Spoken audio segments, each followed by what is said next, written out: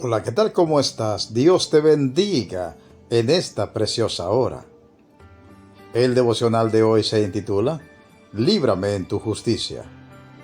Una aportación de nuestro hermano Marcos Quereques, de Buenos Aires, Argentina, sobre los estudios del profesor Vernon McGee, y una edición especial para YouTube de nuestro hermano Jorge Mario Vidal. Amigo oyente, llegamos hoy al momento de descubrir juntos cuál es el tema de esta preciosa carta del apóstol Pablo a los Romanos, y para develar este tema contamos con el aporte inestimable de ese gran maestro de la palabra que fue Harry Ironside, cuyo comentario de Romanos recomendamos como inestimable. Ironside dice así: es indudable que la epístola a los Romanos constituye la declaración más científica del plan divino de la redención que plugo a Dios dar a los hombres. Dejando totalmente a un lado el asunto de su inspiración, podemos considerarlo como un tratado de inmensa trascendencia, de gran poder intelectual y que pone en fuga las filosofías más brillantes concebidas por la mentalidad humana. El tema de la epístola es la justicia de Dios. Esta epístola forma parte de un trío inspirado de exposiciones que reunidas proporcionan una exégesis sorprendentemente rica de un breve pasaje del Antiguo Testamento. El texto aludido se encuentra en Habacuc 2:4. El justo por su fe vivirá. Las tres cartas referidas son Romanos, Gálatas y Hebreos. Cada una de ellas tiene como base este pasaje.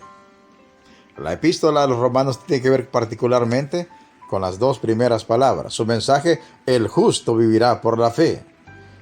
Este mensaje contesta el problema que plantea el libro de Job.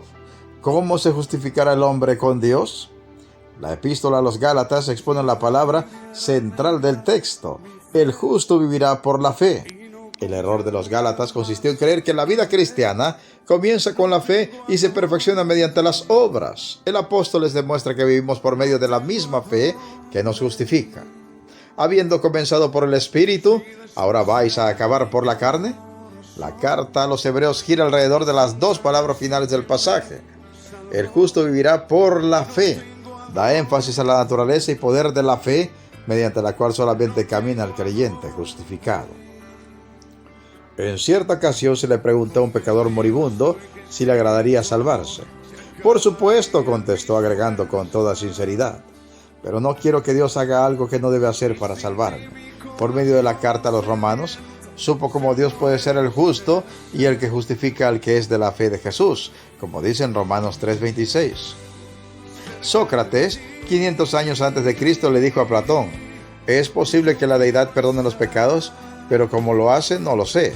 Este es el problema, que el Espíritu Santo trata de un modo tan amplio en esta epístola y muestra que Dios no salva al pecador a expensas de su justicia. O sea, dicho en otras palabras, si el pecador se salva, no es porque la justicia sea ladeada para que la misericordia triunfe, sino que la misericordia encuentra un camino por el cual la justicia divina queda plenamente satisfecha y el pecador culpable queda justificado ante el trono de Dios. El apóstol Juan sugiere la misma verdad gloriosa cuando dice en su primera epístola 1:9: si confesamos nuestros pecados, Él es fiel y justo para perdonar nuestros pecados y limpiarnos de toda maldad. Si dijera: Él es misericordioso y grande en perdonar, nuestra mente pobre y finita encontraría el todo mucho más natural antes de haber sido instruido, divinamente por supuesto. Aunque el Evangelio es el modo más maravilloso del desarrollo de la misericordia de Dios y exalta su gracia como ningún otro elemento puede hacerlo, con todo descansa firme sobre la base de la justicia que proporciona una paz tan estable al alma que crea ese Evangelio. Puesto que Cristo murió, Dios no puede ser fiel consigo mismo o justo con el pecador creyente. Si condena todavía a quien confía en el que llevó sus pecados en su cuerpo en el madero de la cruz. Es la justicia de Dios la que magnifica esta epístola a los Romanos, y que fue lo que David exclamó cuando dijo: líbrame o sálvame en tu justicia. Salmos 71:2. Fue meditando sobre este versículo que el alma ensombrecida de Lutero comenzó a ver la luz esplendorosa del Evangelio. Él podía comprender que Dios lo condenara en su justicia, pero su alma encontró paz cuando vio que Dios puede salvarlo en su justicia también. Un sinfín de almas han encontrado la misma liberación de esta misma perplejidad porque ha comprendido que la gloriosa justicia de Dios que se revela en el Evangelio tiene su contraparte de que Dios salva y permanece justo. Si no llegamos a ver este punto mientras estudiamos la epístola, perderemos el gran propósito que tuvo Dios al dárnosla. Todavía tengo otra idea que os deseo presentar y que me parece de suprema importancia para quienes tratan de presentar a otros el mensaje del Evangelio. Es esta, que en Romanos tenemos el Evangelio que es enseñado a los santos antes que el Evangelio predicado a pecadores inconversos. A mí me parece que vale la pena recordar este detalle. Para salvarse, basta solamente confiar en Cristo, pero para comprender nuestra salvación y obtener el gozo y las bendiciones que Dios quiere poseamos, es preciso que la obra de Cristo sea desplegada ante nosotros. Esto es precisamente lo que el Espíritu Santo ha hecho en esta preciosa epístola. Fue escrita a personas que ya estaban salvadas para mostrarles los cimientos sólidos y firmes sobre los cuales descansa su salvación, es decir, la justicia de Dios. Cuando la fe apropia esta posición, toda duda y todo temor desaparece y el alma entra en posesión de un gozo inefable. Pregunto en esta hora, ¿ha alcanzado usted esta paz segura de la vida eterna al entender y recibir por la fe que la misma justicia con que Dios le condena a causa de sus pecados puede salvarle si usted se apropia de esa justicia por la fe? ¿Ha estado perplejo como Lutero y tantos millones de almas más para luego ser iluminado por el Señor y entender que es por la fe en ese Cristo crucificado y resucitado que uno puede obtener la justicia que no posee y ser así justificado de todo pecado?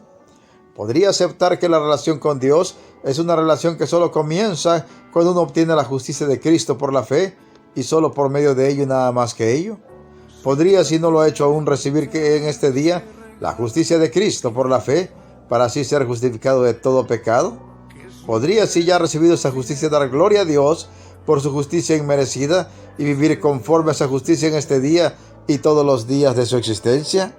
Meditemos y reflexionemos en la preciosa palabra de Dios y pongamos toda nuestra fe y todas nuestras obras en el Señor Jesucristo. Se despide de ustedes un siervo de Cristo y servidor de todos, Pedro Navarro Cartagena, desde los estudios de grabación de la Iglesia Cristiana La Viña de Jesucristo, ubicada en Progreso, Yucatán, México. ¿Y sabes qué? La mejor noticia, Cristo viene pronto. Preparémonos para volver a casa. Amén, amén y amén.